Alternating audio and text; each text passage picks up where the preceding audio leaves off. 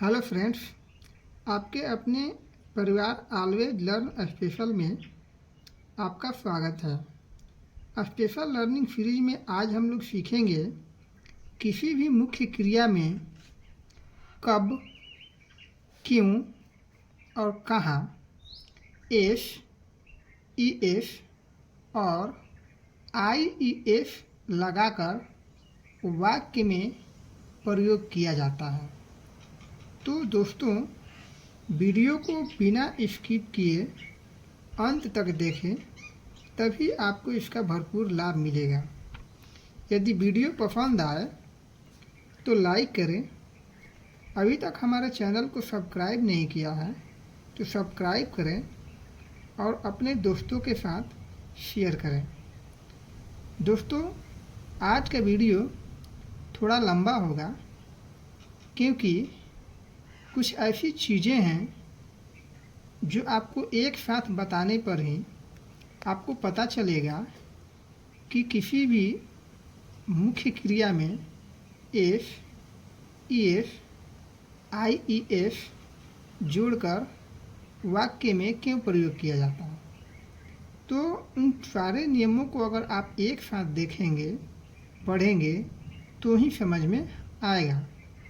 तो आइए शुरू करते हैं। सबसे पहली बात, जैसा कि आप देख सकते हैं लिखा हुआ है, किसी वर्ब में S, E S, I S कब, क्यों और कहाँ लगाया जाता है। तो यहाँ पर कुछ बातों को पहले आपको जान लेना ज़रूरी होगा, जिसमें पहला नंबर बात है, यहाँ पर किसी वर्ब का मतलब मेन वर्ब से है, जिसको प्रिंसिपल वर्ब या मुख्य क्रिया कहा जाता है। अब मुख्य क्रिया क्या है, इसको जान लेते हैं। वह शब्द जिससे काम करने का बोध हो उसे मुख्य क्रिया मेन वर्ब कहा जाता है। जैसे डू, ईट, रीड, राइट इत्यादि। ये जितने भी आप वर्ब देखते हैं, इसे किसी न किसी काम को करने का बोध होता है। अगली बात, मेन वर्ब के और बारे में कुछ जानकारी हासिल करते हैं। मेन वर्ब मुख्य क्रिया के 5 फॉर्म होते हैं, V1 से लेकर के V5 तक, जिसमें V1 मेन वर्ब मुख्य क्रिया के मूल रूप ओरिजिनल फॉर्म होता है और मुख्य क्रिया का जो V1 फॉर्म होता है वो प्लूरल फॉर्म बहुवचन में माना जाता है, होता है। बहुवचन का मतलब ये है जो एक से अधिक का बोध कर रहा है। अब बात करते हैं कि कब क्रिया में एस या ई एस या आई ई एस लगाया जाता है। जब मेन वर्ब को प्लूरल से सिंगुलर बनाना हो तो उसमें एस या ई एस या आई ई एस लगाया जाता है। या दूसरे शब्दों में हम कह सकते हैं कि मेन वर्ब को V1 जो कि उसका प्लूरल फॉर्म होता है से V5 जो कि उसका सिंगुलर फॉर्म माना जाता है में बदलने के लिए इसमें एस, ई एस, आई ई एस लगाया जाता है। जैसा कि आप देख सकते हैं, जी V1 फॉर्म होता है वो प्लूरल होता है। एस, ई एस, आई ई एस जोड़ करके जब उसको V5 में बदला जाता है तो वह उसका सिंगुलर फॉर्म हो जाता है। अब बात करते हैं एस या ई एस लगाने के नियम के बारे में। जब क्रिया मेन वर्ब के मुख्य क्रिया के अंतिम अक्षर कोई कॉन्सोनेंट हो, व्यंजन हो, तो उसमें एस लगाया जाता है। यदि आपको कॉन्सोनेंट और वॉवेल के बारे में नहीं पता है तो इससे रिलेटेड मैंने एक वीडियो पहले से बना करके अपने इस चैनल पर डाल रखा है। आप प्ले स्टोर में जा करके प्ले लिस्ट में जा करके आप उसे देख सकते हैं। चलिए आगे देखते हैं। V1 में एस जोड़ करके V5 कैसे बनाया गया, आप देख सकते हैं। रीड्स, इसमें डी कॉन्सोनेंट है जिसमें एस जोड़ करके रीड्स, बीट मतलब पीटना, एस जोड़ करके बीट्स, वाटर, वाटर मतलब सिंचाई करना, एस जोड़ करके वाटर्स, ईट में एस जोड़ करके इट्स बनाया गया है। यहाँ पर जितने भी वर्ब है V1 फॉर्म उसमें एस जोड़ करके सिंगुलर फॉर्म V5 में बदला गया है। चलिए आगे देखते हैं। दूसरा नंबर नियम कहता है कि जब मेन वर्ब का अंतिम अक्षर कोई वॉवेल हो तो उसमें ईएस लगाया जाता है।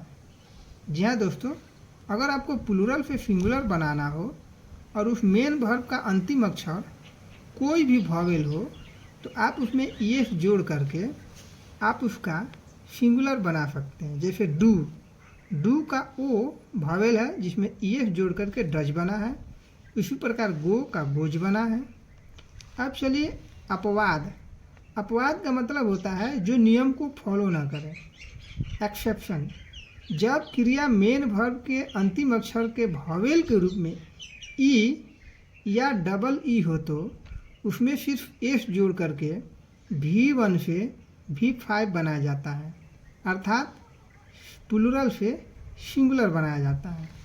आप देख सकते हैं यहाँ पर सी में ई ऑलरेडी लगा हुआ है तो ये ई वॉवेल होते हुए भी हम इसमें ईएस नहीं जोड़ेंगे, सिर्फ एस जोड़ेंगे।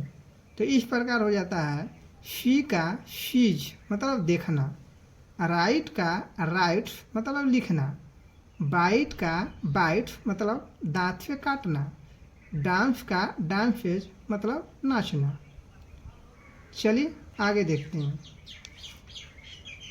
अगला नियम कहता है जब क्रिया मेन वर्ब का अंतिम अक्षर के रूप में S, double S, S H, C H, X तथा जेड हो तो उसमें ईएस जोड़ करके लगा करके प्लूरल से सिंगुलर बनाया जाता है।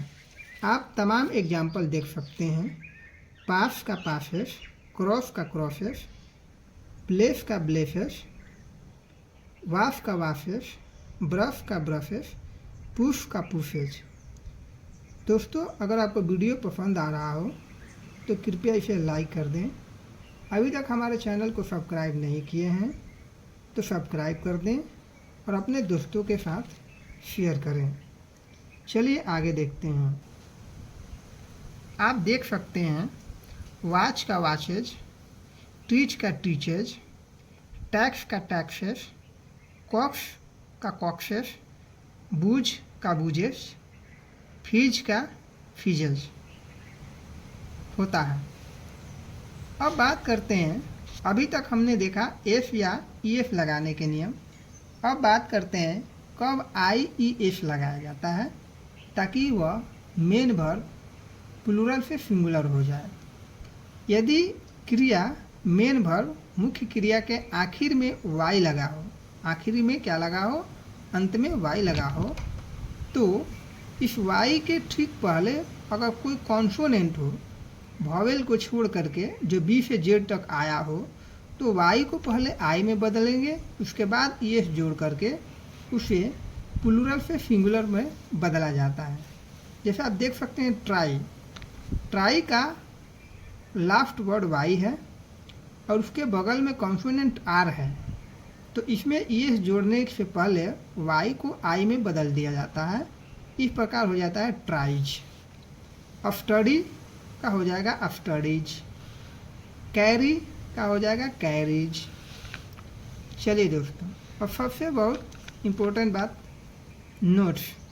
यदि किसी क्रिया के आखिर में वाई लगा हो, जैसा कि हमने देखा ऊपर वाई लगा रहता हो, और इस वाई के ठीक पहले कोई vowel A, E, I, O, you आया हो तो इसे वाई के साथ ही एस जोड़ करके V1 से यानी प्लूरल से V5 सिंगुलर बनाया जाता है।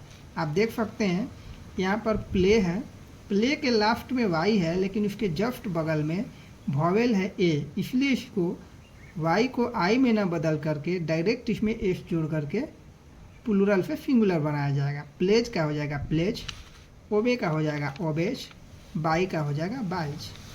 दोस्तों वीडियो को लाइक ज़रूर करना। और चलिए आगे देखते हैं। अभी तक हम लोगों ने देखा कि कब एफ या ईएफ आईईएफ लगाया जाता है। अब बात करते हैं कि क्यों लगाया जाता है। तो इंग्लिश के ग्रामर के अनुसार यह नियम है कि सिंगुलर सब्जेक्ट के साथ सिंगुलर वर्ब का, प्लूरल सब्जेक्ट के साथ प्लूरल वर्ब का प्रयोग किया जाता है। इस नियम के अनुसार अगर वाक्य में कर्ता सिंगुलर हो तो उसके साथ V5 यानी V1 के साथ एस, ईएफ, आईईएफ जोड़ करके ही प्रयोग किया जाता है। जैसे कि वह पढ़ता है, ही रीड्स, सीमा जाती है, सीमा गोज, वह कोशिश करती है, शी ट्राइज। अब बात करते हैं कि कहाँ प्रयोग किया जाता है, किन किन अवस्थाओं में एफ या ईएफ जुड़े हुए क्रिया का प्रयोग किया जाता है।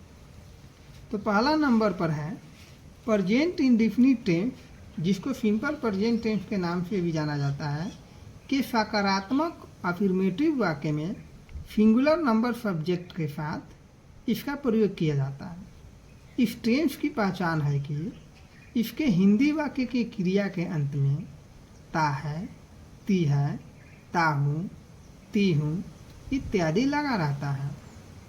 इसका नियम है ही, शी, इट या सिंगुलर नाउन कोई भी नाम हो तो उसके साथ V5 यानी V1 के साथ एफ, ईएफ, आईईएफ जुड़ा हुआ क्रिया प्रयोग किया जाता है।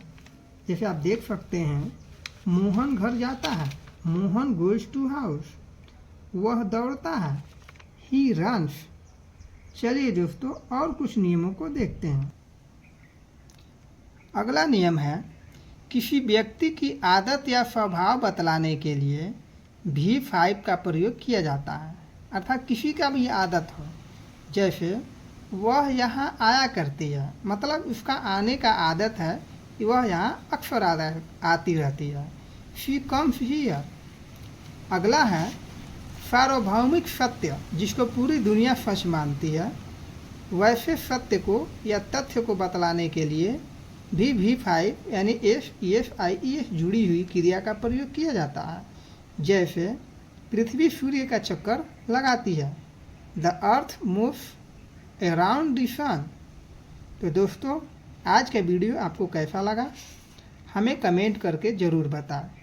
ये वीडियो लंबा ज़रूर है, लेकिन जितना भी मैंने आपको कंटेंट दिया है, इससे अब आपको आने वाले समय में कभी भी ये दिक्कत नहीं होगा कि एस, ईएफ और आईईएफ से जुड़ी क्रिया का प्रयोग कहाँ किया जाता है या किस तरीके से एक मुख्य क्रिया को प्लूरल फॉर्म से सिंगुलर फॉर्म में कैसे बदला जाता है।